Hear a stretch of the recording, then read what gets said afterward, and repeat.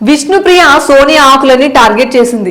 తాను కొన్నిసార్లు కోపంలో వాడే పదాలు చాలా హట్టింగ్ గా ఉంటాయని తెలిపింది. ఈ సందర్భంగా గతంలో జరిగిన విషయాన్ని చూపించారు నాగ్. అసలేం జరిగిందో అందరికీ తెలిసేలా చేశారు.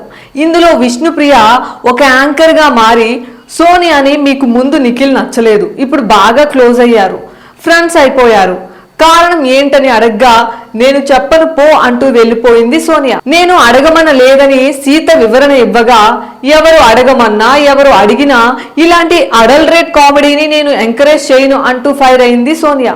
అలాంటి ట్యాగ్ ఇవ్వడం కరెక్ట్ కాదని విష్ణుప్రియ చెప్పింది.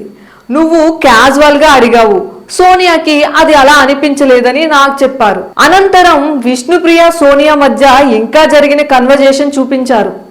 నేను ఎలాంటి అడల్టరేట్ జోకులు వేయలేదని చెప్పింది విష్ణుప్రియ. మీరిద్దరూ ఇలా చేసుకుంటున్నారని, మీ ఇద్దరి మధ్య ఏదైనా నడుస్తుందని నేను అడగలేదని చేతులు సైకిల్ చేస్తూ విష్ణుప్రియ అడగడం షాక్ ఇచ్చింది. ఇది తట్టుకోలేని సోనియా ఫైర్ అవుతూ వెళ్ళిపోయింది. దీనికి విష్ణుప్రియ రియాక్ట్ అవుతూ ఆమె ఒక్కతే అరిస్తే ఇంకా ఎవరు అరవరనుకుంటుంది, ఆమెది ఒక పర్సనాలిటీ, ఎగతాళిగా అనుకుంటూ వెళ్ళిపోయింది విష్ణుప్రియ. దీనికి తట్టుకోలేని సోనియా కన్నీళ్లు పెట్టుకుంది. ఆమెను అభయ్ ఓదార్చాడు. ఆ తర్వాత మళ్ళీ వచ్చిన విష్ణుప్రియ నేను ఏడుస్తా అభయ్, నన్ను అన్నారు, ఆమె ఒక్కతే పుణ్యశ్రీ, మేమిక్కడ అలాంటి వాళ్ళమా అంటూ వెళ్ళిపోయింది.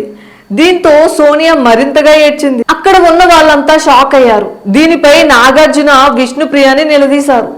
నేను బాధపడ్డాను సార్, నేను ఏడవనంత మాత్రాన అనబోతుండగా బాధపడితే గుచ్చుతావా అని ఆ అమ్మాయిని నిలదీశారు నాగ్. నువ్వు కూడా లేడీనే కదా, నువ్వు అర్థం చేసుకోవాలి కదా, మరోవైపు సోనియాని అడిగాడు. ఆ గుప్పిటి పట్టుకొని ఉన్నావేంటి, కోపం వచ్చిందా అని నాగ్ అడగ్గా ఈ మూమెంట్ లో బాధేసిందని చెప్పింది. అన్ని కుక్కర్లు ఒకేలా పనిచేయవు, అందరి ఎమోషన్స్ ఒకేలా ఉండవు అని నాకు చెప్పడంతో కాస్త కూల్ అయినట్టుగా తెలుస్తోంది. కానీ ఈ విషయం మాత్రం బయట విష్ణుప్రియకు బాగా డ్యామేజ్ చేసేలా ఉంది.